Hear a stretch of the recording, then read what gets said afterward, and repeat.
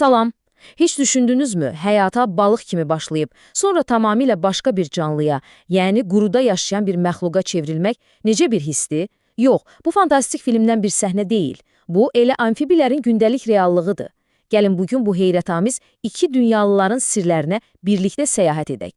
Hər şey elə onların adından başlayır. Baxın, məşhur alim Carl Linney bu canlılara boş yerə amfibi deməyib. Bu sözün mənası ikili həyat deməkdir.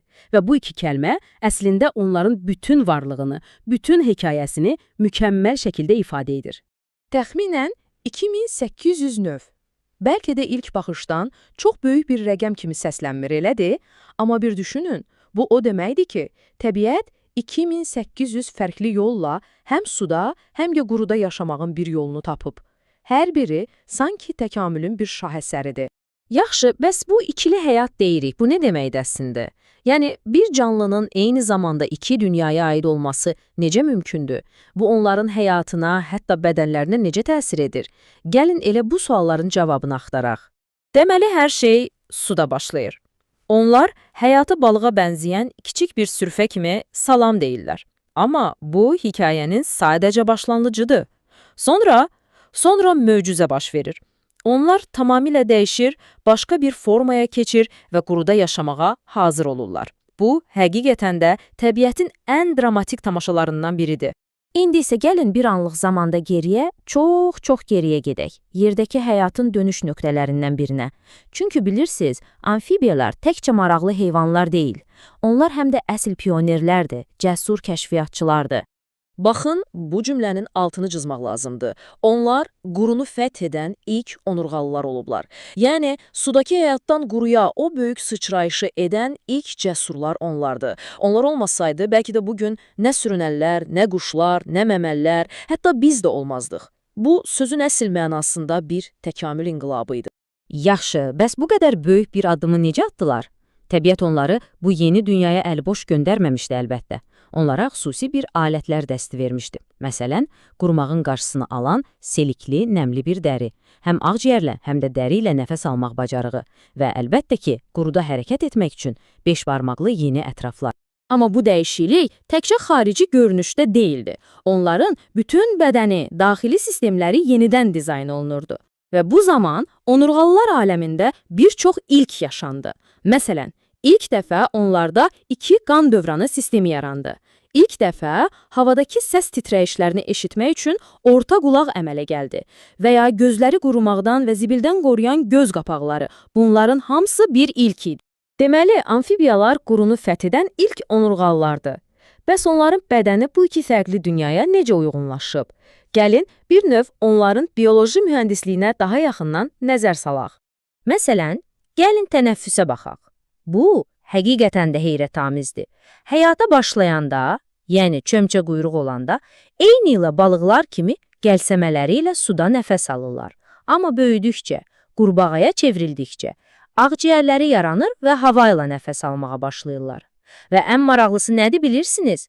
Hekayə burada bitmir. Onların dərisi də nəfəs alır. Bəli, dəriləri də oksigeni qəbul edə bilir. Bu da onlara lazım olanda həm suda, həm də quruda rahatlıqla nəfəs almağa imkan verir. Və dəridən danışmışkən, sizə çox qəribə bir fakt deyim. Qurbağalar su içmir. Yox, zarafat eləmirəm, həqiqətən də su içmirlər. Bəs necə yaşayırlar? Lazım olan bütün suyu birbaşa dəriləri vasitəsilə bədənlərinə hopdururlar. Bu da onların nə mühitə niyə bu qədər möhtac olduğunun ən yaxşı sübutudur. Bu möhtəşəm dəyişiklik təkcə tənəffüsdə deyil, onların ürəyi və qan dövranı da inanılmaz bir təkamül keçirir. Baxın, çömçə quyruğun ürəyi eyni ilə balıqlarınki kimidir. 2 kameralı, 1 qan dövranı. Amma yetkin qurbağada bu sistem tamamilə fərqlidir. Ürək 3 kameralı olur və artıq 2 fərqli qan dövranı yaranır. Bəs niyə 2? Bu sistem necə işləyir? Əslində, sistem çox məntiqlidir. Bu dövranlardan biri, yəni kiçik dövran, qanı təmizlənmək üçün ağciyərlərə aparır. Orada qan oksigenlə zənginləşir. Sonra isə böyük dövran işə düşür və bu təmiz, oksigenli qanı bütün bədənə paylayır. Bu, quru mühitinin tələb etdiyi yüksək enerjini təmin etmək üçün demək olar ki, mükəmməl bir həldir. Amma sistemin ən heyrətamaz, ən ağıllı tərəfi başqadır. Ürək qanı paylayanda bir növ seçim edir. oksigenlə ən zəngin olan, ən keyfiyyətli qanı birbaşa beynə, yəni ən vacib orqana göndərir. Qalan orqanlara isə qarışıq qan gedir. Təbiətin bu mühəndisliyi həqiqətən də heyran edicidir. Yaxşı, bütün bu təkamül yeniliklərini gördük. İndi isə gəlin bu milyonlarla illik təkamül prosesinin sanki sürətləndirilmiş bir film kimi bir canlının qısa ömründə necə baş verdiyinə baxaq. Bu prosesin adı hamımıza tanışdı, metamorfoz. Heç şümçü quyruğa diqqətlə baxmısınız. Əslində o, kiçik bir balıqdan demək olar ki, fərqlənmir. Qəlsəmələrlə nəfəs alır, ürəyi balıqların kimidir, hətta balıqlarda olan o yan xətt orqanı belə onda var. O, sanki öz qədim əcdadlarının canlı bir xatirəsidir və məhz buna görə də onun sonradan keçirdiyi dəyişiklik daha da möhtəşəm görünür. Və sonra o inanılmaz çevrilmə başlayır. Gözümüzün qarşısında addım-addım bir canlı başqasına çevrilir. Əvvəlcə ağzı və çənələri formalaşır, sonra arxa ayaqları çıxır, ardınca da ön ayaqları, ağciyərləri işə düşür və o ilk dəfə hava udur. Sonda isə sudakı həyatından qalan son yadigarı, quyruğu da tədricən yoxa çıxır. Bu, sanki təkamülün sürətli çəkilişdə nümayişidir. Gördüyünüz kimi amfibilər milyonlarla illik bir tarixin, inanılmaz bir sağ qalma hekayəsinin daşıyıcılarıdır. Amma onların hekayəsi təkcə keçmişdə qalmayıb, onlar bugün də bizimlədir. Və indi bu hekayənin bəlkə də ən kritik fəsli yazılır. Təəssüf ki, bu fəslin gedişatı birbaşa bizdən asılıdır. Bəli, təəssüf ki, bugün Azərbaycanda yaşayan bir çox unikal amfibiya növü yox olmaq təhlükəsi ilə üz-üzədir.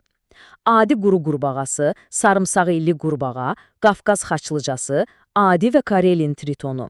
Bu canlıların hamısının adı artıq qırmızı kitabdadır. Bu sadəcə bir siyahı deyil, bu onların bizə ünvanlanmış səssiz bir fəryadıdır. Ən acınacaqlısı da odur ki, onları bu qədər xüsusi edən o ikili həyat tərzi, bugün onları ən həssas canlılara çevirib.